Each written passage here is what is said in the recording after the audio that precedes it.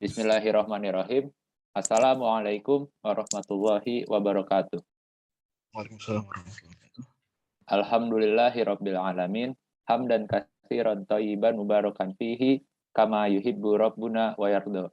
Asyhadu an la ilaha illallah wahdahu la syarikalah wa asyhadu anna Muhammadan abduhu wa rasuluh allazi la nabiyya ba'dah. Pertama-tama kita panjatkan puji syukur kehadirat Allah Subhanahu wa taala yang mana telah memberikan kita nikmat Islam, nikmat iman, dan nikmat kesehatan sehingga kita semua dapat hadir pada majelis yang insya Allah dirahmati oleh Allah. Nah, Ana ucapkan selamat datang kembali kepada para peserta daurah di Daurah Safinatun Najah yang merupakan daurah yang diselenggarakan oleh pesantren Yayasan Bisa. Nah, sebelum daurah dimulai, Ana ingin menyampaikan beberapa maklumat seperti tadi, yaitu untuk bagi para peserta diharap untuk menonaktifkan mic selama pemaparan materi dari Ustadz, kemudian untuk dan menggunakan nama yang telah didaftarkan, nama yang digunakan ketika mengisi form pendaftaran daurah agar dapat didata kehadirannya oleh panitia. Nah, karena Ustadz Fajri telah hadir, tanpa membuang waktu, Ana serahkan kepada Ustadz Fajri. Kepada Ustadz Nur Fajri, Ana persilahkan. Tafadhol Ustadz. Ya. Assalamualaikum warahmatullahi wabarakatuh. Saya bisa share screen ya? Belum bisa? Baru bisa, Ustadz. Saya dicoba. Oke.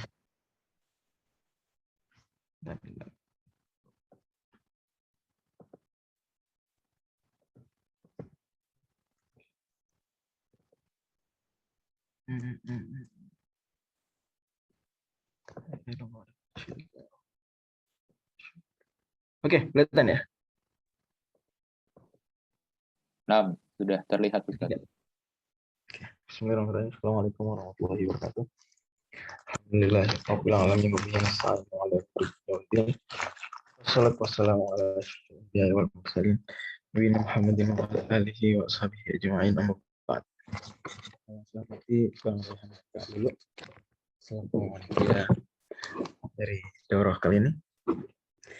Dan juga berhadirin sekalian yang berbahagia. Ini pertemuan kedua dari total 8 pertemuan kita mengkaji matan Safinatun Najah karya Syekh Salim bin Sumair Al-Hadrami, semoga Allah selalu merahmati beliau yang wafat di Jakarta tahun 1855 Masehi.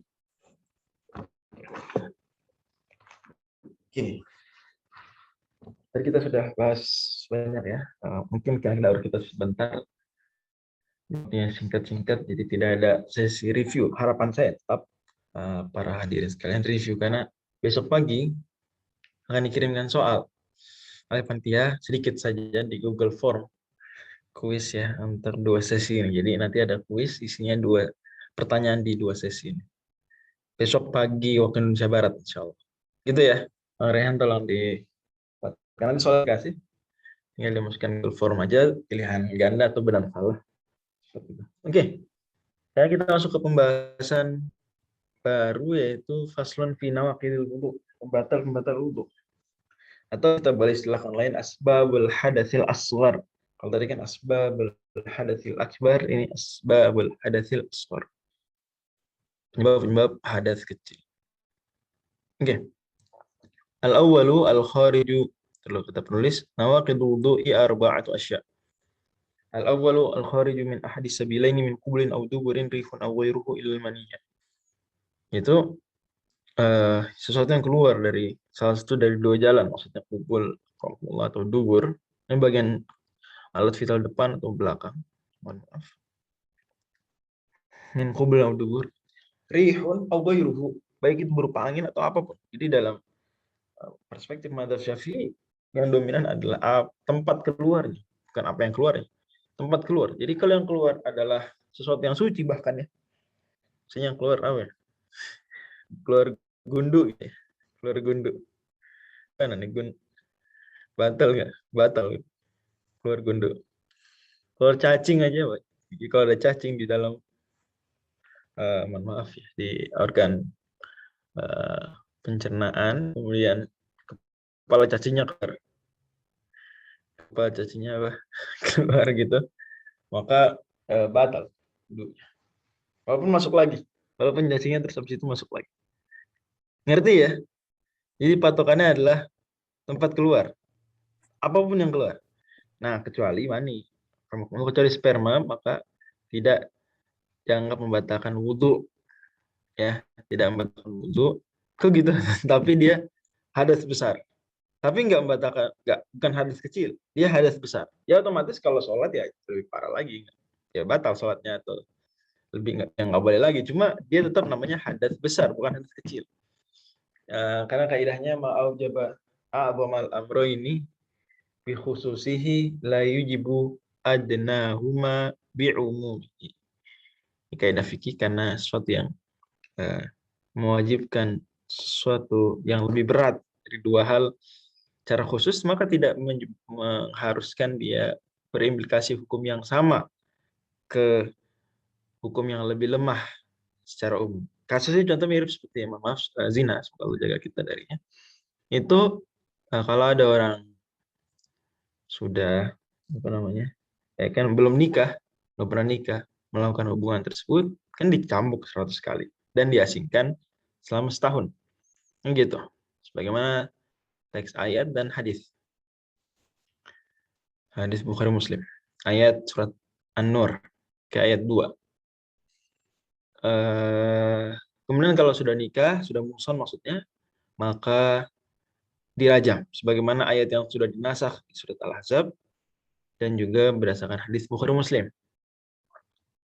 Pertanyaan saya kan, atau kita semua tahu lah dalam mazhab Syafi'i bahwa kalau ada orang sudah muhsan, sudah nikah, melakukan hubungan terlarang tersebut, melakukan perbuatan keji ini, maka dia kan nggak dicambuk, tapi langsung dirajam saja udah. Sama, ini juga sama kalau orang keluar mani. Berarti dia cukup, yang wajib atas dia adalah yang menghilangkan hadas besar saja. Ada kecil, dia wajib untuk mandi besar, tidak wajib untuk wudhu. Gitu ya. Emang agak unik sih, tapi coba pikir baik-baik ya, itu fikihnya di situ. Kemudian nanti yang kedua adalah hilang akal dengan tidur atau selainnya. Jadi baik tidur, jadi gila, mabuk. Ya. Kecuali kalau tidurnya illa nauma qa'idin mumakkinin maq'adatahu minal ardh. Kecuali orang yang duduknya mumakkinin mantap maq'adatahu. Maaf, maq'ad itu dalam hal ini adalah dua belah pantat. Dua belah pantat. Jadi kalau dua belah pantat menjejak tempat duduk, baik di karpet, di tanah, di kursi, di motor ya bisa juga. Maka dan tidak terangkat salah satunya. Jadi kalau salah satunya terangkat berarti nggak masuk kategori ini. Tidur dalam kondisi begitu batal.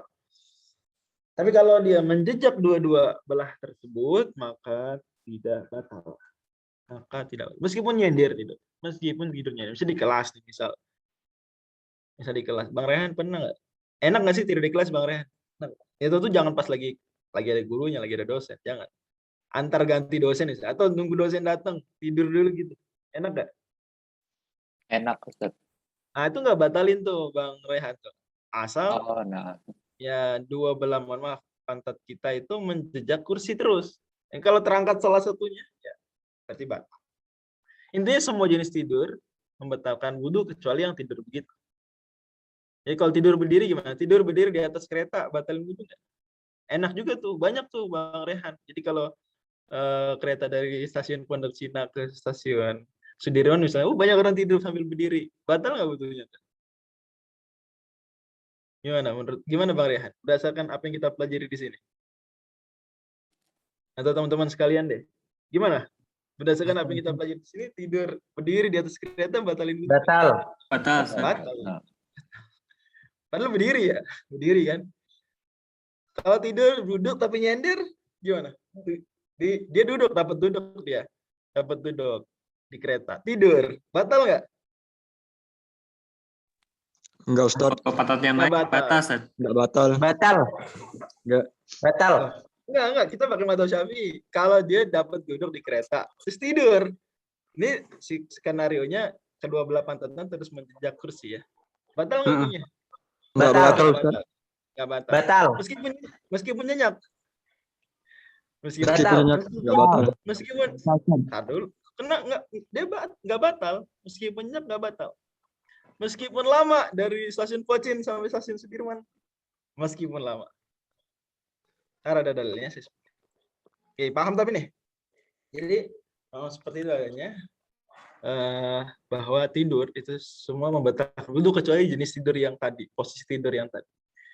Tidur saat sujud batal nggak wudu? Ya batal salat. Oke, ya Kak, batal wudu gimana? Batal wudu, batal salat? Batal. Batal. Kenapa? Karena dia masuk ke umum semua jenis tidur, termasuk tidur sujud. Sujud, ruku. Ya, tapi kalau duduknya untuk di luar salat pasti duduknya menjejak dua belah tadi ada itu maka tidak batal. Kalau diingat baik-baik. Duduk lepas kursi berarti batal. Gimana lepas kursi? Kayak terpleset. Gimana? Lepas kursi. Gimana Bang Ibrahim? Saudara Ibrahim. Dari saudara Elanda berarti tidak membedakan nyak atau enggak bedakan nyak. Tidak. Enggak. Iftiras betul nggak? Coba iftiras menjejak nggak dua itunya ke alas duduk iftiras. Batal.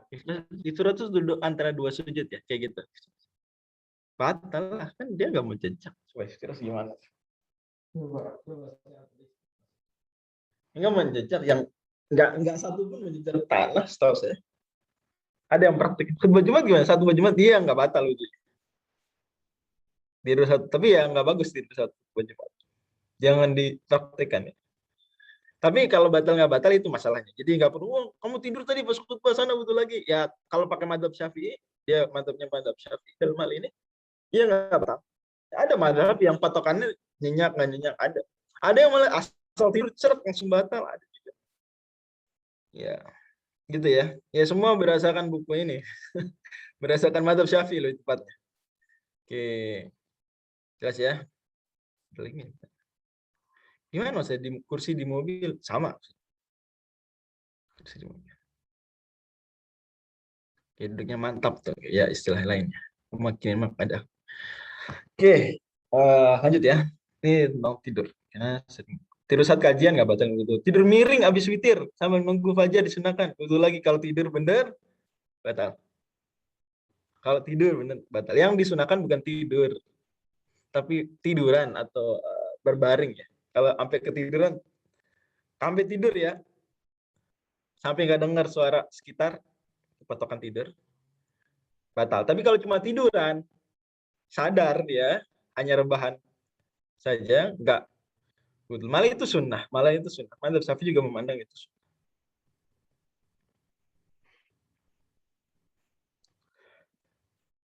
Silo itu apa silo? Harus silo. Gimana silo? Silo itu apa silo? Ini sih bawakan ibarat. Gimana silo? Duduk seperti biasa itu saat kalau kita duduk di lantai kakinya menyilang. Oh sila. Nih, saya baca di Mughal Muhtasib sebenarnya. Enggak, nyender juga enggak.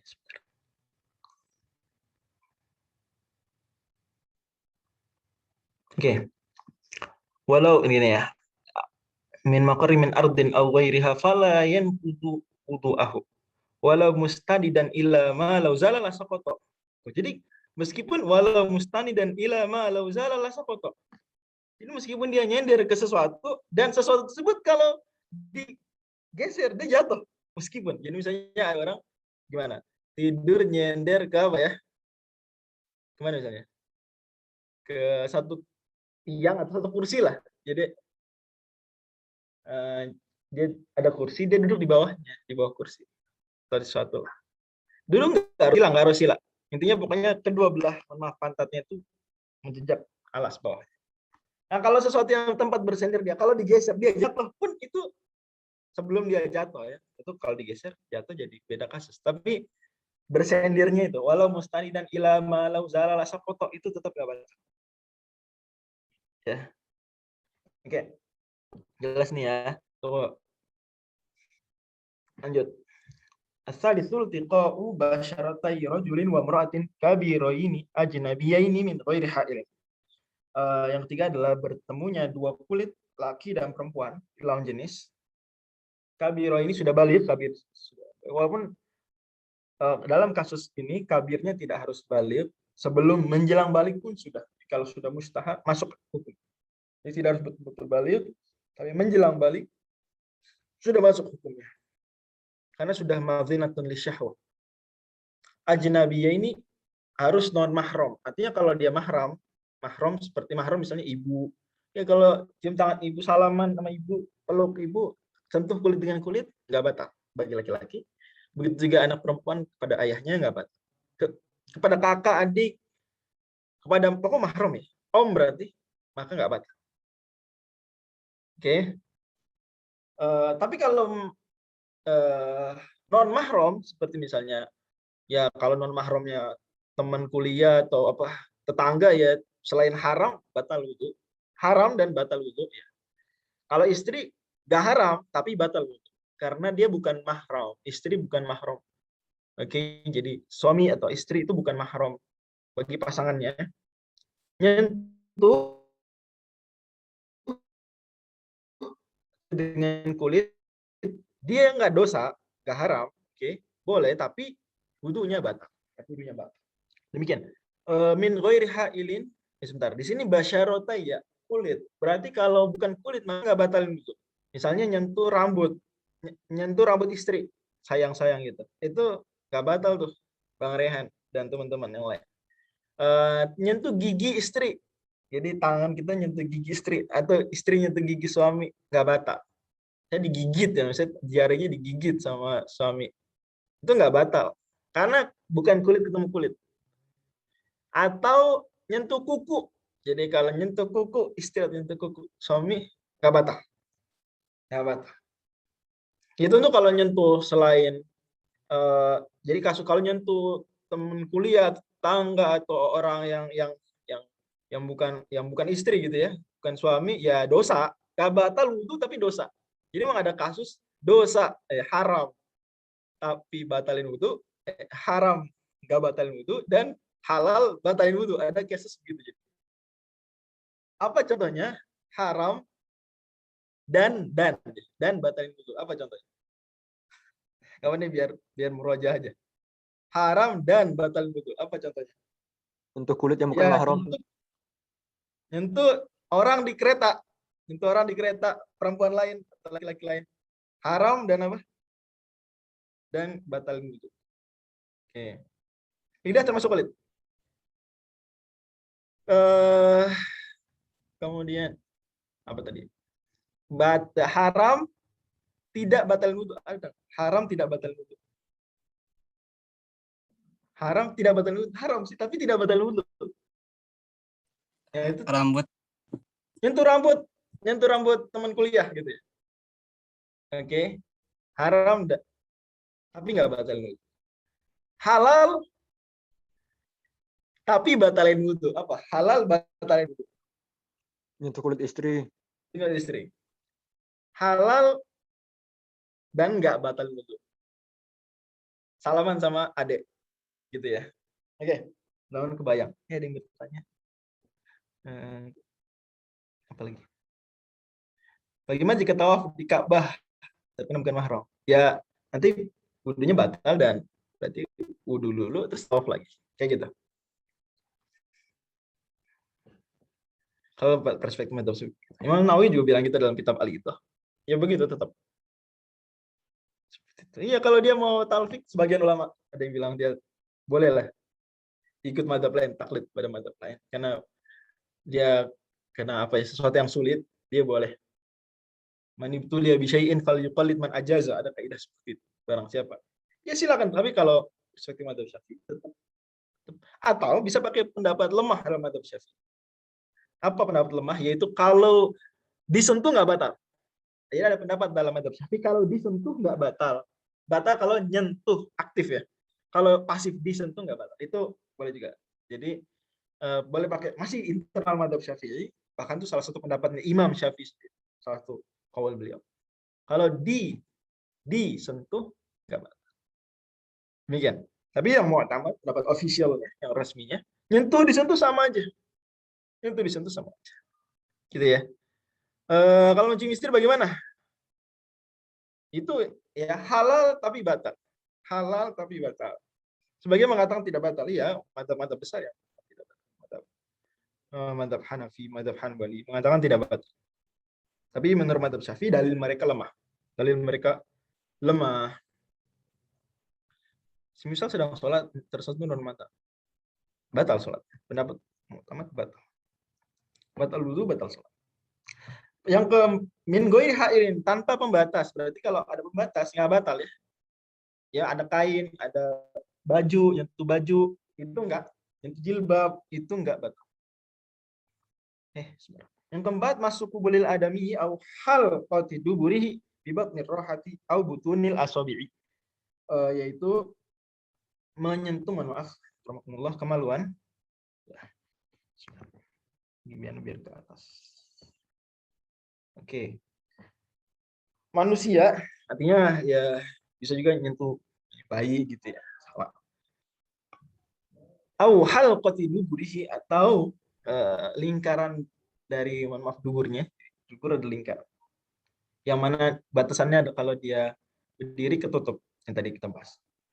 Kalau duduk, kalau jongkok kebuka, itu berarti bagian situ lingkaran itu kalau disentuh batal. Tapi nyentuhnya bibat nirroh hati au butunil asobi. Nyentuh dengan telapak tangan dalam atau dengan bagian dalam jari. Yang putih nih, kalau kita kulitnya bisa gelap, yang putih, yang cerah, bukan yang gelap. Seperti itu. Nanti ada dalilnya disebutkan. Jadi kalau nyentuh atasnya, ini kan ada rasanya ya, nggak ada rasa ya kulit gua. Gimana? Oke, jadi kalau nyentuh apa? Pakai telapak tangan atas atau pakai jari tapi permukaan atasnya, maka tidak membatalkan wudhu. Dan ini nggak membedakan sengaja nggak sengaja. Sengaja nggak sengaja. Oke, tapi langsung, harus langsung. Dan langsungnya juga dengan bagian dalam tangan. Dalilnya dari beberapa hal di atas, terutama yang pertama adalah auja ahadum minkum minal ghaid, surat Al-Maidah 6. Allah bilang wudu batal kalau salah seorang di antara kalian datang dari tempat dari belakang, datang dari toilet gitu. Itu kiasan yang sangat sopan banget. Kalau teks Arabnya sopan banget ya. Maksudnya adalah ya, mohon maaf, BAK dan BAB dan semua. Dan dalam madzhab Syafi'i patokan adalah makhraj, bukan kharij, seperti sudah saya sebutkan. Kemudian juga adapun hilang akal tidur, maka dalilnya adalah ini.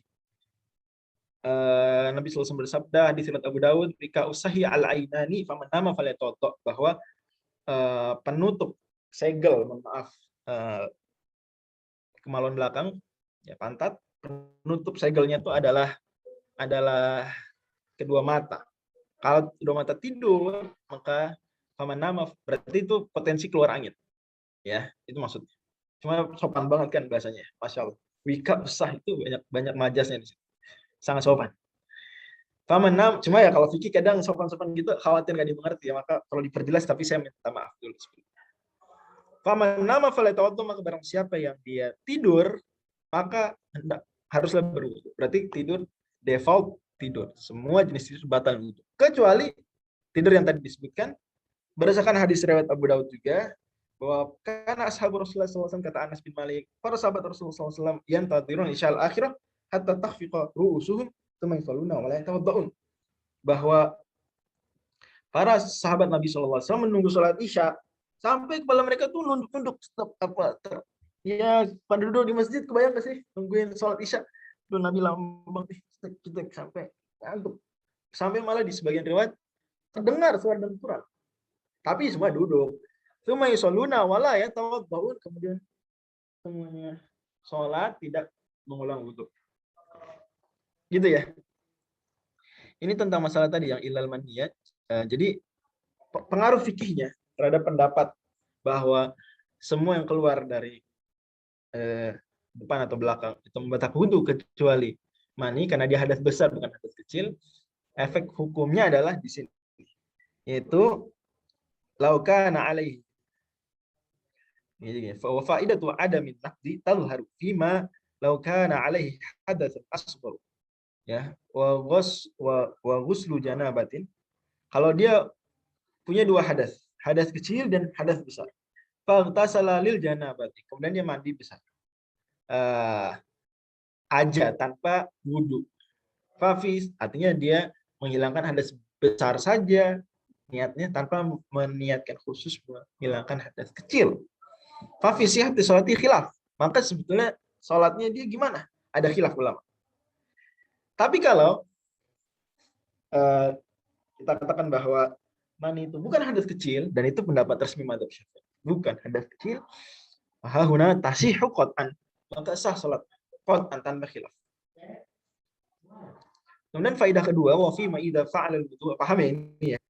Jadi ketika kita katakan bahwa mani, mohon maaf, itu bukan hadas kecil tapi hanya hadas besar. Berarti kalau ada orang dia mohon maaf keluar mani kemudian bangun tidur rebahan, berarti kan ada dua kewajiban, wudu dan mandi besar. Maka dia mandi besar aja enggak wudu, salatnya sah. Salatnya sah. Karena kok gitu sih? Ya benar. Nah, salatnya sah. Wa fi ma idza fa'al wudu'a qabla al-ghusli fa innahu sunnah. Jadi faedah kedua adalah apa niat wudu dia. Kalau dia keluar mandi kemudian mandi besar kan ada wudu ya. Ada wudu. Wudunya ini apa? Kalau kita anggap dia dan itu benar hadas besar saja bukan hadas kecil, maka niat wudunya niat wudu sunnah mandi janabah. Niat wudunya niat wudu sunnah. Tapi kalau dia anggap itu hadas kecil juga dan itu bukan pendapat resmi madzhab Syafi'i, maka berarti niat wudunya niat wudu wajib. Niat wudu menghilangkan hadas kecil. Demikian. Wallahu a'lam. Ini penting saya karena sebagian orang agak bingung gimana dalam maninya. Oke. Adapun menyentuh ya lawan jenis tadi itu bla bla dan seterusnya itu membantahkan itu berdasarkan ayat aula mastumun nisa di surat Al-Maidah di mana Ibnu Mas'ud sahabat yang sangat mulia ya luar biasa keilmuannya, beliau mengatakan al-lamsu madunal jima. Lams di ayat tersebut adalah tidak harus sampai jima. Jadi menyentuh ya itu juga sudah masuk kategori tersebut. Ibnu Mas'ud juga tegaskan al-qiblatu minal lams. Kissing juga termasuk mulamasah yang dimaksud di ayat membatalkan wudu. Juga Ibnu Umar, sahabat mulia lainnya, kana yatawaddau min qiblatil mar'ah. Beliau kalau cium istri wudu lagi. Wa yara fihal wudu, beliau berpandangan bahwa wajib wudu kalau sudah. Wa yaqulu hiya minal limas, beliau katakan itu termasuk limas, ini mulamasah di ayat aula mastum nisa. Dan ini ya kita harus akui ada juga pendapat atau penafsiran lain yang menafsirkan bahwa itu terbatas pada jima, kita hargai, tapi itu bukan pendapat madzhab Syafi'i. Dan dalil yang mereka gunakan menurut pandangan ulama-ulama Syafi'i dalilnya marjuh, dalilnya tidak kuat. Dalilnya tidak kuat, tidak sahih. Sebagiannya dalilnya tidak kuat. Adapun hadis Nabi sallallahu alaihi wasallam mencium Aisyah radhiyallahu anha kemudian pergi salat tidak wudu, maka sudah direspon oleh Imam Al-Mawardi dalam kitab Al-Hamil Kabir bahwa hadisnya dipermasalahkan oleh Imam Ahmad sendiri. Imam Ahmad bilang hadisnya bermasalah, maka tidak menjadi hujjah. Andai maka harus dikompromikan dengan dalil-dalil yang lain, dikatakan bahwa itu ciumnya di luar rumah ya Aisyah atau sedang pakai niqab. Aisyah sedang pakai niqab. Cium pakai niqab enggak masalah, enggak batal wudu. Karena ada hail, ada penghalang. Demikian. Allahu a'lam bishawab. Oke, kemudian ini tadi udah ya. Oke, ini hadis tentang menyentuh zakar, menyentuh alat vital. Dan perempuan sama hukumnya dalam hal ini, yaitu menyentuh bagian itulah sama juga sekitarannya. Jadi, kalau dia yang mana kalau dia membuka pahanya itu nampak, kalau enggak maka tertutup. Nah, itu bagian itu kalau disentuh membatalkan. Dalilnya adalah hadis Abu Daud, man massa dzakara fi qawla, barang siapa yang sebentar.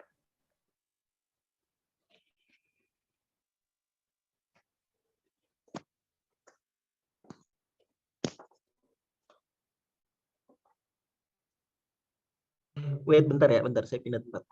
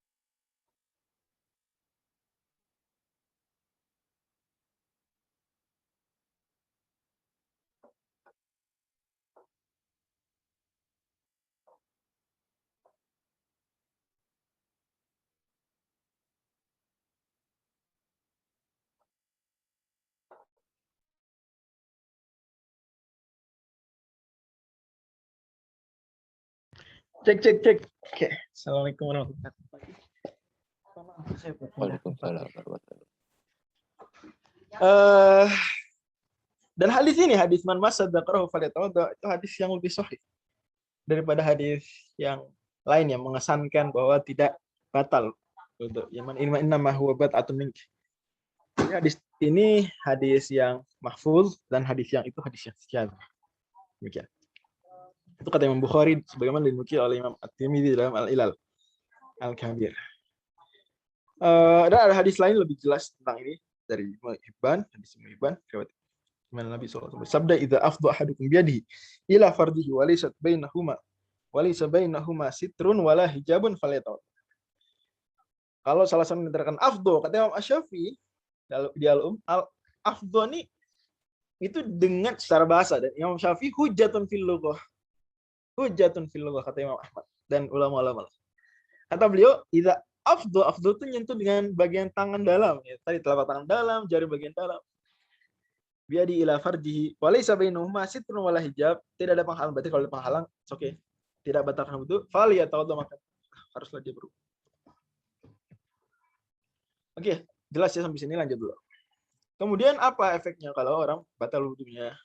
Man intaqad wudu'uhu harama ali arba'atu asya, maka dia nggak boleh lakukan beberapa 4 hal ya, dihafalin. Yang pertama salat, lihat berdasarkan hadis atau berdasarkan ayat tadi surat 5 ayat 6. Wat tawaf, tidak boleh tawaf, nanti ada dalilnya. Berarti tawaf harus berwudu. Tawaf harus suci. Harus dari hadas kecil dan hadas besar. Pastinya. Wa masul mushaf, nyentuh mushaf. Wa hamlu, membawa mushaf. Apa dalilnya? Bahwa tawaf itu harus bersih dari hadas. Hadis Nabi SAW, riwayat Imam Al-Hakim yang disahihkan beliau, Nabi SAW bersabda, tawafu bil baiti salatun illa annallaha ahalla lakum fihil kalam. Tawaf itu sebetulnya adalah salat. Dan para ulama pahami bahwa berarti orang yang tawaf dia harus memenuhi syarat-syarat yang dipenuhi oleh orang yang salat. Kata Nabi, illa annallaha ahalla lakum fihil kalam. Bedanya Allah bolehkan ngobrol. Kalau salat nggak boleh ngobrol. Kalau tawaf boleh ngobrol, pun tentu ya mafdul, harusnya fokus doa dan zikir. Tapi boleh, tidak sampai batal. Hadis riwayat Imam Al-Hakim. Adapun dalil bahwa tidak boleh orang yang batal wudunya, orang berhadas kecil apalagi besar, menyentuh mushaf, adalah hadis riwayat Imam Ad-Darqutni, di mana Nabi SAW memerintahkan sahabat untuk menuliskan surat. Isi suratnya, berarti ini sabda Nabi. Wala yamassul Qur'ana illa tahir. Tidak boleh menyentuh Al-Quran, mushaf, kecuali orang yang suci. Tahir ini dari hadas. Oke. Dan menyentuh nggak boleh, membawa juga nggak boleh. Kias. Wa yahrumu al junub bi sittati asya. Kalau junub hadas besar, ya non haid dan non nifas itu ditambah 2 lagi. Ditambah nggak boleh lubs fil masjid. Oke, dalilnya adalah surat Al-Nisa. Saya lupa cantumkan sini. Gimana Allah firmankan? Ya ayyuhalladzina amanu la taqrabus salata wa antum sukara hatta ta'lamu ma taquluna wala junuban illa abiri sabilin hatta taghtasil. Di mana as-shalah di situ di ayat tersebut itu punya 2 makna, makna hakiki dan makna majazi, dan Imam Asy-Syafi'i membolehkan satu lafal difahami hakiki majazi sekaligus. Sekaligus boleh. Yaitu apa? Makna hakikinya nggak boleh sholat. Makna majazinya nggak boleh ke masjid. Jadi tempat sholat. Lubs fil masjid nggak boleh. Kata Allah, illa abiri sabil, kecuali nyebrang. Kalau lewat. Kalau lewat nggak apa-apa. Kalau lewat nggak apa-apa. Gitu ya. Karena abiri sabilin. Tapi kalau menetap berarti nggak boleh. Pemahaman kebalikannya nggak boleh deket-deket. Kecuali kalau lewat aja, berarti kalau terus-terusan di situ nggak boleh. Nggak boleh. Wa qiraatul Quran, membaca Al-Quran. Dalil membaca Al-Quran nggak boleh adalah, juga ini ada hadis juga. Selain ayat tadi adalah hadis Nabi SAW bersabda, fa innila uhillul masjidah li haidin wala junubin. Aku tidak menganggap halal, tidak membolehkan masjid dimasuki atau ditinggali lah, lubs ya. Menetap lama, bukan cuma lewat. Li haidin wala junubin. Jadi kalau dikombinasikan ayat tadi dengan hadis ini, maka berarti tadi hadisnya riwayat Abu Daud. Hadis riwayat Abu Daud. Oke. Ayat tadi ayatnya surat 4 ayat 43 ya. Surat 4 ayat 43. Oke. Ada pertanyaan. Bagaimana jika tawafnya ramai? Gimana?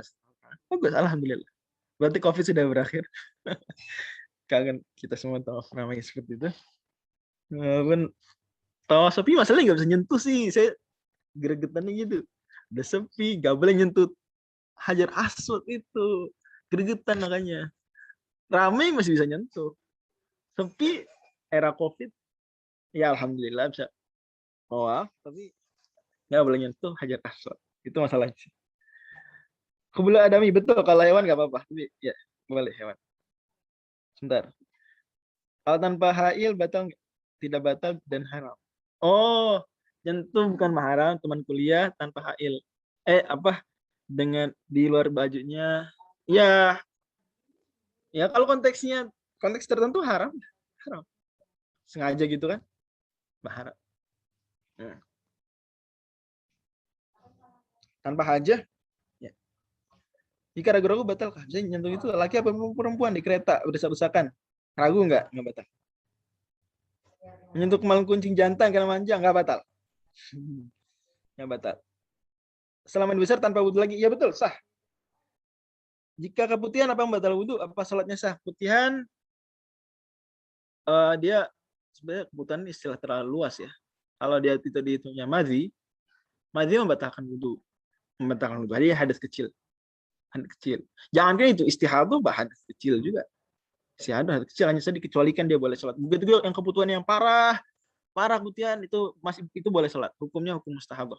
Putihan parah terus-terusan banyak. Jadi ya kaidahnya apa yang keluar dari itu kubul dan dubur akramakumullah membatalkan. Madhi, putihan. Jika yang terkena bulu apa?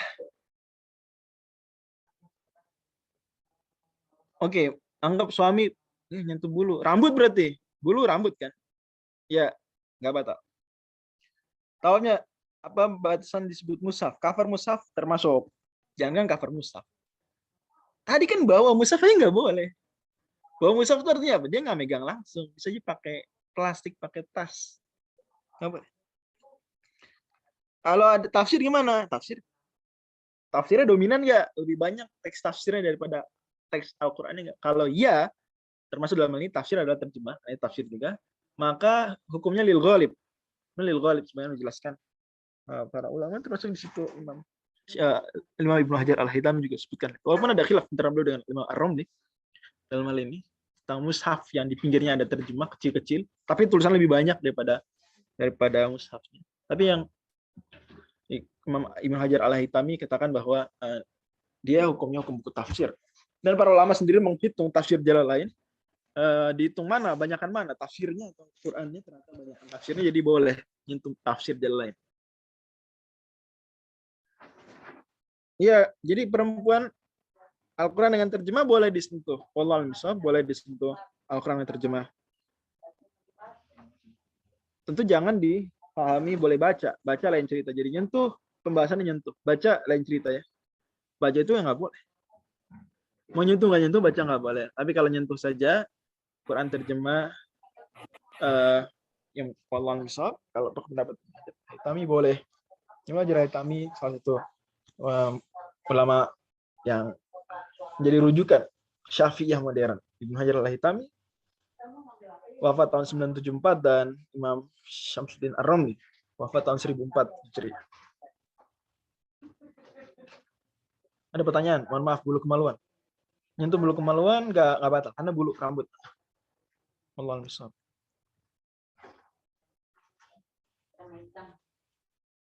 Udah ya? Kita lanjut. Nah, sentuh tulisan Arab gimana? Sentuh tulisan Arab? Tulisan Arab gimana?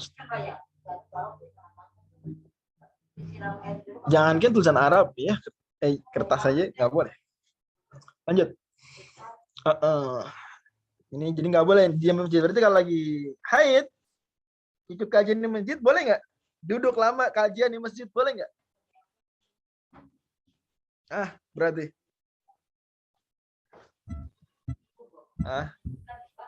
Gimana, boleh nggak? Nggak boleh. Maka kita dapat ya banyak masjid tuh menyediakan tempat kajian ibu-ibu. Ada gedung apa gitu sebelahnya. Gitu. Nah, alhamdulillah sekarang ada kajian online. Alhamdulillah. Kalau lagi haid kajian online. Itu kajiannya, maka lihat Nabi aja kajian ibu-ibu, kajian ummahat, Nabi nggak di Masjid Nabawi. Itu masalah satu sahabiat atau di masalah sahabat ya. Tempat bukan masjid. Gitu. Lanjut. Adapun nggak boleh baca Quran, baca ya tanpa nyentuh.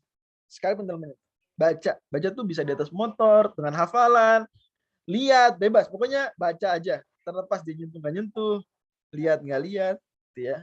Itu nggak boleh. Junub dan haid. Nabi bersabda dalam hadis riwayat Imam Ibnu Majah, la yaqra'ul Qur'ana junubun walal haid. Orang junub dan haid nggak boleh baca Quran. Hadis lain, la yaqra'ul junubu walal haidu wa la yaqra'ul junubu wal haidu syai'an minal Qur'an. Junub dan haid, perempuan haid nggak boleh baca syai'an minal, sedikit pun dari Quran. Demikian. Kemudian kalau haid maka ditambah lagi yang nggak boleh, yaitu puasa, nggak boleh puasa. Ya. Kemudian ditambah lagi nggak boleh atau haram hukumnya talak. Ini kalau ditalak haram. Berdasarkan hadis Bukhari Muslim. Saya lupa cantumkan hadis. Hadis Bukhari Muslim, hadis Ibnu Umar. Talak dalam saat haid haram terpisah. Haram terpisah. Yang wal murur hadis Ibnu Umar yang dia mentalak istrinya saat haid. Hadis Bukhari Muslim. Kemudian kalau perempuan haid ditambah lagi, selain nggak boleh stay di masjid, menetap di masjid, juga nggak boleh lewatin di masjid. Lewatnya nggak boleh kalau apa? In khofat talwid. Kalau dia khawatir akan mengotori, saya akan berceceran, saya contoh darah. Alhamdulillah kalau hari ini kemungkinan tersebut sangat kecil, ya mungkin kasus ini tidak terjadi. Wal istimta'u bima baina surati war rukbah juga nggak boleh, ini pas saya contohkan lagi ya. Riwayatnya hadis Bukhari Muslim Nabi SAW dan kisah Aisyah. Aisyah saat haid Nabi SAW fayubashurni wa ana haid. Tapi Nabi nyuruh dulu. Maka ana ya murni fa'ataziru. Nabi nyuruh saya pakai sarung. Jadi Aisyah kalau itu pakai sarung. Sarung berarti antara pusar dan lutut. Antara pusar dan lutut. Jika ada hadis-hadis lain yang menerangkan tentang batasan antara pusar dan lutut, di atas dan di bawah itu boleh. Tapi kalau di antara tadi tidak boleh. Wal misal. Dalil bahwa perempuan kalau haid nggak boleh sholat, nggak boleh puasa, nggak sah puasanya, nggak sah sholatnya, dan nggak boleh adalah hadis Bukhari. Nabi SAW bersabda, "Alaisa idza hadat lam tusalli wa lam tasum."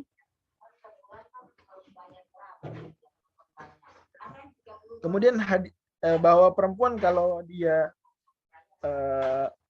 khawatir mengotori masjid, dia nggak boleh masuk masjid walaupun cuma lewat, adalah hadis riwayat Abu Daud. Di mana Nabi SAW suruh Aisyah, "Nawilini humrata minal masjid." Tolong Aisyah ambilkan sejadah di masjid.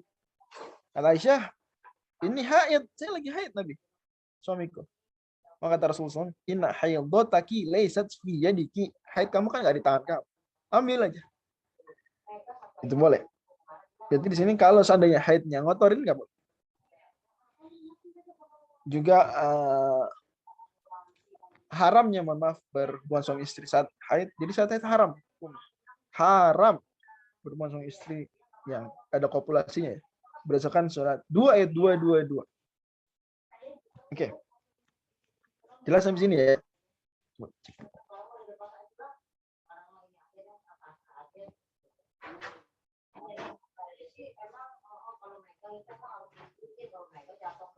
In khafat al-wisah itu bukan masalah masuk lubus, tapi murur.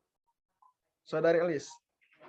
Dia bukan masalah lubus. Kalau lubus nggak boleh, mau khafat al-wisah, mau aminat min dzalika, nggak boleh. Bedakan antara lubus dan murur. Kalau lubus menetap di masjid, duduk lama, kajian, nggak boleh. Mau aman, mau nggak aman, nggak boleh. Tapi kalau lewat, boleh.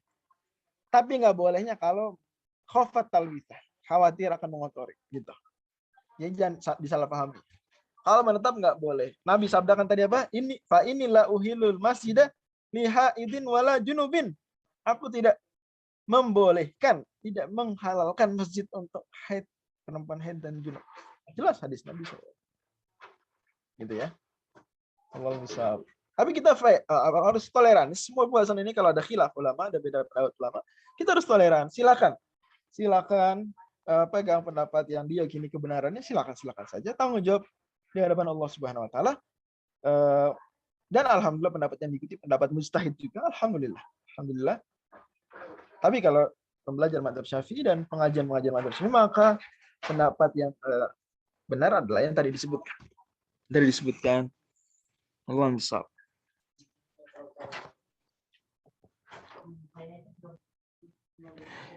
Berhubungan suami istri, kalau bersenang-senang istimta'nya di paha nggak boleh.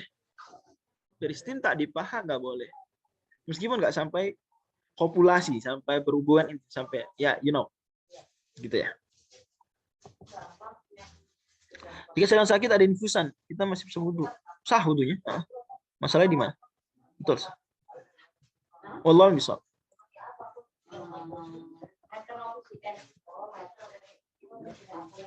Kalau junub mendengar murotal, bagus banget, sangat bagus. Kalau mendengar sering ikut majelis mati, bagus, boleh. Tapi kalau yang nggak boleh, kalau baca berkomand kamit nggak boleh. Nggak boleh. Meskipun murojaah, nggak boleh. Ya kalau dianggap nanti apalah lupa bla bla seterusnya, ya silakan. Ada beberapa solusi. Solusi pertama, dia stay tetap dalam madzhab Syafi'i, tapi dengan cara dia meniatkan dengan bacaan murojaat, zikir, bukan tilawah. Dia niatnya zikir dengan membaca Al-Quran, bukan niat tilawatul Quran. Boleh, karena zikir boleh. Meskipun sequran, meskipun dia khataman perempuan haid, gak nyentuh mushaf ya. Kalau nyentuh nggak bisa, nggak ada solusi lain nyentuh. Tapi kalau baca aja tanpa nyentuh atau pakai terjemah tadi, oke, maka dia boleh dengan niat zikir meskipun sequran. Itu mungkin ditegaskan oleh Imam Subhanuddin Ar-Romli. Itu solusi pertama, dan dia tetap stay dengan mazhab. Atau solusi kedua, ya dia taklid kepada pendapat mazhab Maliki, Imam Malik, bahwa beliau bolehkan perempuan yang haid untuk membaca tanpa nyentuh, untuk membaca Quran tanpa nyentuh, baca aja. Imam Malik membolehkan. Boleh, silakan. Tapi ya berarti dalam hal ini sekali lagi ada kaidah man ubtuliya bisyai'in falyuqallid man ajaza. Wallahu misal. Dan Masya Allah banyak yang seperti ini, banyak sekali di kalangan para fuqaha. Kalangan para fuqaha mereka biasa, seperti Imam Ahmad pernah didatangi orang yang dia punya masalah. Masalah tersebut nggak selesai kalau dengan pakai pendapat Imam Ahmad. Imam Ahmad nggak akan bolehkan. Akhirnya dia bilang apa? Sana pergilah ke majelisnya Ahlul Basrah. Nggak, pergilah ke majelisnya Madaniyin, majelisnya orang dari Basrah. Datang, kata Imam Ahmad, pergilah ke majelisnya Madaniyin, majelisnya orang-orang ngikutin mazhab Imam Malik. Ya. Jadi Imam Ahmad kalau datang ke saya, jawaban saya nggak boleh. Saya nggak akan tanazul, nggak akan lepas prinsip. Nggak boleh. Ayo kalau mau, kamu punya masalah sana, jangan nanya saya nggak akan bolehkan. Tanyalah orang-orang sana, ulama lain. Yang ulama tersebut menurut Imam Ahmad akan membolehkan. Jadi ini solusi. Pada akhirnya agama memudahkan, tidak menyulitkan, tapi nggak boleh berbohong atas nama mazhab. Nggak boleh. Mazhab Syafi'i nggak boleh. Anda nggak boleh sedang ngajarin mazhab Syafi'i, ya ketika pengajarannya mungkin lebih tepatnya Anda tidak perlu bilang, Anda jangan bilang boleh atau merojikan atau pendapat lain atau memarjukan mazhab Syafi'i, ini khawatir nanti membuat bingung. Oke. Jadi fix mazhab Syafi'i nggak boleh. Oke. Allah misal. Asbabut tayamum, sekarang masuk tayamum. Itu kita semua tahu insyaallah ada di surat 5 ayat 6. Oke. Dan surat 4 ayat 43 tadi. Surat 5 ayat 6, surat 4 ayat 43. Di mana ada 3 hal yang membuat boleh tayamum, faqdul ma wal marad wa ihtiyaju ilaihi li'atash hayawanin muhtaram. Yaitu enggak ada air, ini clear seperti Allah firmankan, falam tajidu ma'an. Sakit maksudnya artinya dia ada uzur, nggak bisa nyentuh air atau nggak bisa disentuh air. Itu marad. Walithiyaju ilaihi li'atash hayawanin muhtaram, juga boleh dia tayamum kalau khawatir haus, boleh kalau khawatir haus, ya, karena kaidahnya bahwa menjaga nyawa lebih didahulukan daripada hal itu. Menjaga nyawa level daruriyat, wudu levelnya masuk tahsiniyat atau hajiat, bahkan tahsiniyat. Jadi kalah dengan daruriyat, kalau air cuma cukup untuk minum, maka untuk minum terus tayamum. Jangan, wah saya harus tayamum nggak mati fisabilillah, nggak, dosa dia malah dosa. Oke. Nanti maksudnya bersalah dia. Allah firman, falam tajidu ma'an, kalian tidak menemukan air. Nggak ada air. Adapun orang sakit tadi, dalilnya adalah hadis riwayat Abu Daud, di mana ada seorang sahabat yang terluka kepalanya, nggak bisa kena air, kalau air mati. Tapi ada sahabat lain bilang tetap harus mandi, meninggal dia. Gara-gara itu disampaikan kepada Nabi beritanya bahwa ini ada orang nggak boleh kepalanya kena air, tapi tetap disuruh harus mandi, wajib pakai air, nggak boleh tayamum. Maka Nabi marah, bilang apa? Qatalahumullah. Mereka semua, ya maksudnya teman-temannya itu telah membunuh dia. Semoga Allah bunuh mereka. Nah, saya hukum doa buruk. Ala sa'alu idlam ya'lam. Kenapa mereka nggak tanya? Kalau mereka nggak tahu, jarang orang sendiri. Ya, kemudian kata Nabi, bla bla bla bla, inna makana yakfi an yatayammama. Sebenarnya cukup dia apa? Tayamum. Allah misal.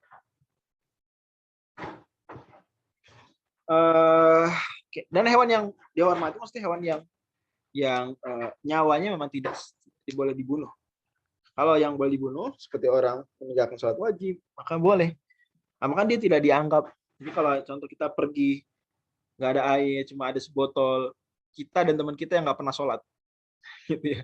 Ya dia kausan, mati kausan nggak apa-apa. Dia nggak boleh dikasih air. Pastinya dalam hal ini dia nggak bisa ngambil rukhsah tadi untuk tayamum. Ya nggak terhormat dia, karena wajib dihukum mati orang meninggalkan sholat 5 waktu. Menurut mazhab Syafi'i hukumannya hukuman mati. Dia muslim sih, nggak murtad keluar dari Islam, tapi hukuman mati. Tarikus shalah. Wazanil muhsan, gitu ya. Allah, pezina yang sudah pernah menikah, muhsan lah, lebih detail dari itu sebetulnya. Tapi sederhananya yang sudah pernah menikah.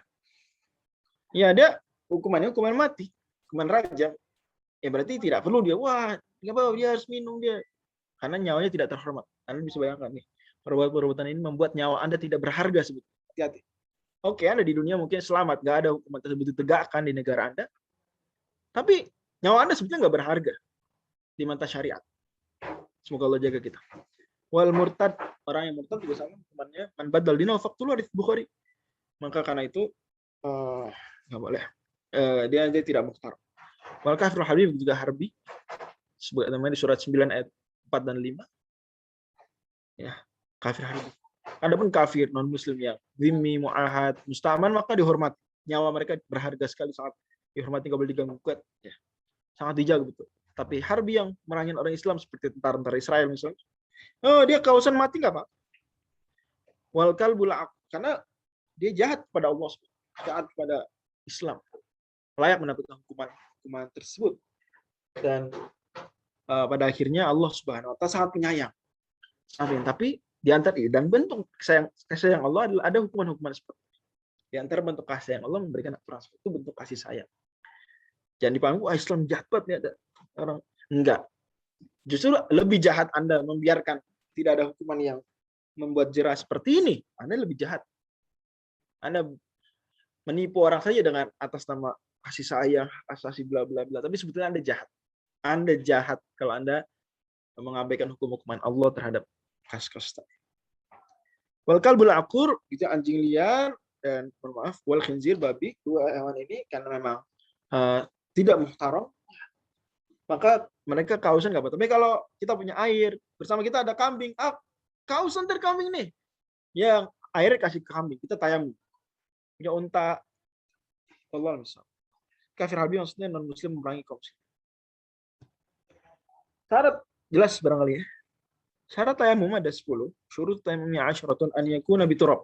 Pakai turab, tanah pasir. Wa an yakuna turabu tahir, harus suci. Karena dia gimana karena kalau nggak suci najis harus dibersihkan dengan air, muskilah. Air nggak ada, dia nggak kena air. Wala yakuna mustamal, nggak boleh mustamal. Mustamal itu berarti sudah pernah dipakai tayamum sebelumnya. Walaupun kasusnya sangat langka, tapi ya kebayang mungkin. Habis debu dipakai tayamum, terus kumpulin debunya, pakai tayamum lagi, mustamal. Bisa. Mustamal itu suci tapi tidak mensucikan. Ya. Suci tapi tidak mensucikan. Wala yukhalitahu daqiqun wa nahwuhu. Kemudian ya bercampur dengan tepung atau jenisnya, artinya ya dia turab. Wa an yaqsidahu, dan maksudkan meniatkan tayamum. Jadi kalau ada terpaan debu gitu nggak bisa diniatkan tayamum. Nggak bisa dianggap harus yaksi. Wa an yamsah wajhahu wa yadayhi bidorbatin, harus 2 kali tepuk, dia dapat pasir, tep, terus wajah, tep, terus kedua tangan sampai siku, dalam madzhab Syafi'i sampai siku. Wa an yuzilan najas ta'awalan, dan dia menghilangkan najis dulu, harus bersih najis sebelum tayamum. Wa an yastahida fil qiblati qabla, sediakan atau sudah beristiad kiblat sebelumnya. Jadi sebagaimana Allah firmankan, idza qumtum ila sholati bla bla bla bla falam tajidu ma'an, berarti sudah siap banget sholat, udah dapat kiblat, udah masuk waktu. Wa an yakuna tayammum ba'da dukhul waqt, gitu ya. Dan wa an yatayammam li kulli fardin, berdasarkan perkataan Ibnu Abbas dalam hadis Al-Baihaqi menyebutkan bahwa tayamum itu wajib setiap sholat wajib. Jadi kalau misalnya zuhur terus mau asar, masuk asar tayamum lagi meskipun belum batal sebelumnya. Kita lihat dalil-dalilnya mungkin. Terbatas. Oke, rukunnya dulu furud tayamum, naqlut turab, memindahkan debu tadi atau tanah, niat, oke. Masul wajah, mengusap wajah. Kemudian asal rabi masul yadaini al mirfaqaini, mengusap kedua tangan sampai siku. Nanti ada dalilnya sampai siku. Kemudian tartib. Al-khamisu tartibu bainal mashatain. Dalilnya adalah surat Al-Maidah 6. Famsahu biwujuhikum wa aydikum min. Aydikum sampai mana tangan? Dijelaskan dalam hadis Al-Baihaqi bahwa Nabi SAW famasa biwajhi wa dhira'aihi, Nabi mengusap kepala, wajah dan dhira' sampai siku. Yang membatalkan batal tayamum adalah apapun yang batal wudu, mubtilat tayamum salasah, ma'abtal wudu, waridda, kemurtadan membatalkan tayamum, karena dia lemah. Wudu, kalau orang murtad wudunya nggak batal, tapi niat wudunya batal. Karena niat itu disyaratkan Islam. Berarti nanti dia tajrid dulu, harus wudu lagi. Tapi wudunya nggak batal sebetulnya. Tapi dia harus ngulang wudu karena niatnya yang batal. Gitu, wudunya enggak. Tayamum lebih lemah dari wudu batal dia. Apalagi dia sangat bergantung niat. Tanpa niat dia ngotorin badan sebenarnya, pakai debu tanpa niat. Tapi karena ada niat, maka dia jadi justru mensucikan. Ya, mensucikan dalam artian bukan menghilangkan hadas, tapi maksudnya ya membuat boleh sholat. Ya, membuat boleh sholat setidaknya. Istibahah. Karena itu ketika dia murtad, dan murtad itu berarti menghilangkan keislaman, syarat niat yang sah adalah Islam, maka berarti batal tayamumnya. Wa tawahumul ma'in tayammum li faqdihi, juga kalau dia menyangka ada air batal, karena dia boleh tayamum karena nggak ada air. Ketika menyangka ada air, batal tayamum. Wallahu a'lam. Pengajian kita pada malam hari ini waktu Indonesia Barat. Terima kasih banyak. Kalau ada beberapa diskusi saya persilakan. Kalau nggak kekejar, tolong di save ya, di save pertanyaan-pertanyaannya Bang Raihan, dikirim ke saya. Teman-teman bisa dijawab di grup dua-duanya, ikhwan dan akhwat. Baca Al-Quran lewat aplikasi HP dia dinaikkan yang zikir. Al-Quran HP itu tergantung yang nampak ya. Kalau yang nampak teks Arab saja itu berarti hukum mushaf. Karena mushaf tidak harus satu buku, selembar pun mushaf. Dan ketika dia muncul di layar selembar itu Quran selembar. Jangan kan ulama saja katakan kalau Quran dicermin, maka kita nyentuh cerminnya harus bersih dari hadas kecil. Yaitu mirip seperti cermin sebetulnya. Oke. Nyentuh kalau pada sahur tangan boleh nggak? Gimana? Oke, ya kalau nyentuh zakar dengan akramakumullah kubul atau dubur pakai sarung tangan nggak batal. Nggak batal. Mengapa tadi wudu dikatakan tahsin niat? Karena orang kalau nggak wudu nggak mati. Orang nggak. Jadi daruriyat itu kalau tolong jangan campur adukan daruriyat, hajiyat, tahsin niat dengan wajib sunnah gitu enggak. Banyak hal wajib tapi tahsin niat. Banyak hal wajib tahsin niat. Karena tahsin niat artinya hidup manusia itu nggak terganggu tanpa itu. Orang nggak wudu nggak wudu, hidup terganggu nggak? Nggak terganggu. Dan ini yang sering masalah COVID-19 ini orang kalau bukan ulama yang ngerti maqasid syariah dia akan campur baurkan antara wajib, daruriyat, wajib, dia nggak paham. Ada wajib tapi tahsin niat seperti merapatkan shaf kalau Anda anggap wajib pakai pendapat Imam Bukhari, pendapat Imam Ibnu Hazm. Silakan, tapi pada akhirnya mereka akan katakan itu tahsin niat. Tahsin niat. Wajibnya wajib tahsin niat. Gitu. Sementara kewajiban menjaga agar virus tidak menyebar, levelnya daruriyat. Karena mengancam nyawa dan kesehatan manusia. Gitu ya. Jadi ada patokan ukur lain selain wajib sunnah, itu daruriyat, hajat, apa tahsin niat. Sebagaimana diterangkan Imam Asy-Syatibi dalam Al-Muwafaqat. Asy-Syatibi ini madzhabnya Maliki. Madzhab Syafi'i yang idenya sangat kuat, dan itu sebenarnya diambil dari Imam Ghazali juga. Ide-ide beliau banyak, cuma dikembangkan terus. Al-Izz bin Abdissalam, Izzuddin bin Abdissalam juga punya buku Qawaidul Ahkam. Juga itu bicara tentang hal yang sama seperti yang dibicarakan oleh Imam Syatibi, walaupun Imam Syatibi lebih detail, lebih tertib. Betul, orang kafir menghormati orang Islam lebih berharga dibanding muslim tidak salat. Betul banget. Dia menarik sekali dalam hal itu ya, dalam hal tadi. Atau dalam hal nyawanya tadi. Betul. Tentu menghukum mati di sini harus tindakan yang dilakukan oleh pihak yang berwenang, nggak boleh sembarangan. Bagaimana yang di tempat tidak ada debu sama sekali, misalnya di daerah ini tidak ada debu, maka dia sholat faqidut tahurain, dia sholat saja. Kemudian nanti kalau udah ada air atau debu dia ulang. Video cara wudhu madzhab Syafi'i udah pernah dulu deh. Belum insyaallah. Itu nanti dibuatkan. Yang termasuk murtad ciri-cirinya. Wah, panjang tuh pembahasan Pak. Pembahasannya nanti di Kitabul Riddah, dan kita bahas fikih dasar, maka sangat tidak tepat bahas sebabul riddah. Ya sederhananya orang yang keluar kalau dalam Minhajul Thalibin, orang yang mencela Allah, mencela Rasul, kemudian orang yang menganggap halal yang jelas-jelas haram, ijma dan ma'lum terus menganggap halal zina, bilang zina halal, bilang LGBT halal gitu ya, homoseksual halal, itu keluar dari Islam. Ya hidu mujma'in alaihi yu'lamu daruratan fi dini laisa jahidu mujma'in alaihi ulima daruratan fi dini laisa muslima. Gitu. Kata Imam Asyuti dalam Al-Kabusati, jahidu mujma'in alaihi ulima daruratan fi dini laisa muslima. Orang yang mengingkari hal yang jelas dalam agama, maka dia bukan muslim. Jahidu mujma'in alaihi ulima daruratan fi dini laisa muslima. Gitu. Juga dalam Jawharat Tauhid dikatakan hal yang mirip seperti apa kata beliau dan Jawharat Tauhid. Ya, saya jadi lupa malah. Ya udah itulah. Semakna lah. Waman lima lumin daruratan jahat min dinina yuqalu kufran laysa. Dalam Jawharat Tauhid penulisnya Imam Al-Laqani, mazhabnya Maliki tapi matanya terkenal. Dulunya diajarkan di Azhar di banyak tempat di Indonesia. Matan akidah. Beliau katakan waman apa tadi apa? Waman lima lumin dorur tanjahat min dinina yuqalu kufran laysa had. Barang siapa yang menentang ya, sesuatu yang maklum nadin dorur mengatakan salat lima waktu enggak wajib, mengatakan jilbab enggak wajib. Contohnya dari Darul Ifta tuh contoh maklum nadin dorur adalah kewajiban pakai jilbab. Kemudian mengatakan zina halal, LGBT halal, bukan muslim. Dan hukumannya sebagaimana dikatakan dalam matal tersebut, waman lima lumin dorur tanjahat min dinina yuqalu kufran laysa. Hail berlaku junub nyentuh mushaf. Iya. Gimana hail? Junub nggak boleh nyentuh mushaf. Termasuk pakai penghalang nggak boleh. Nggak boleh. Malah junub lebih parah dalam hal ini daripada haid dari perspektif para ulama. Dari sisi junub kan bisa dia mandi selesai. Kalau haid nggak bisa. Wallahu a'lam.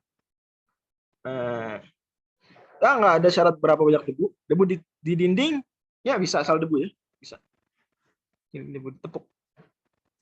Seperti hadis tadi, hadis Imam Al-Baihaqi juga Nabi pakai jidar, pakai tembok. Batas masjid apa dalam mazhab Syafi'i? Batasan masjid tempat yang dipakai untuk sholat, berarti serami masjid termasuk, teras masjid termasuk masjid. Teras masjid termasuk masjid. Nggak boleh jualan di situ dan nggak boleh stay di situ bagi junub. Jualan di situ makruh ya, mazhab Syafi'i itu makruh, jualan di masjid makruh, tidak sampai. Tapi kalau junub di masjid, stay tadi di teras, haram hukumnya. Itu barangkali wallahu a'lam bishawab, serahkan kepada Bang Raihan. Tolong pertanyaan semua di ini kumpulin. Jadi ya demikian. Maaf kalau ada yang kurang berkenan, yang benar dari Allah SWT. Salah dari saya pribadi. Assalamualaikum warahmatullahi wabarakatuh. Silakan. Karena waktu sudah habis, kita tutup daurah pada malam ini dengan membaca hamdalah alhamdulillahirabbil alamin. Kemudian disempurnakan dengan doa kafaratul majelis, subhanakallahumma wa bihamdika asyhadu alla ilaha illa anta astaghfiruka wa atubu ilaik. Jazakallahu khairan kepada Ustadz Fajri atas penyampaian daurahnya. Semoga ke depannya kita dapat mengambil faidah dari daurah Safinatun Najah ini. Terima kasih juga kepada teman-teman yang telah meluangkan waktu untuk hadir pada daurah malam ini. Semoga kita semua senantiasa dalam lindungan Allah Subhanahu wa taala dan semoga tetap istiqomah dalam mengikuti daurah ke depannya. Ana sebagai moderator pamit undur diri. Terima kasih atas perhatiannya. Wassalamualaikum warahmatullahi wabarakatuh.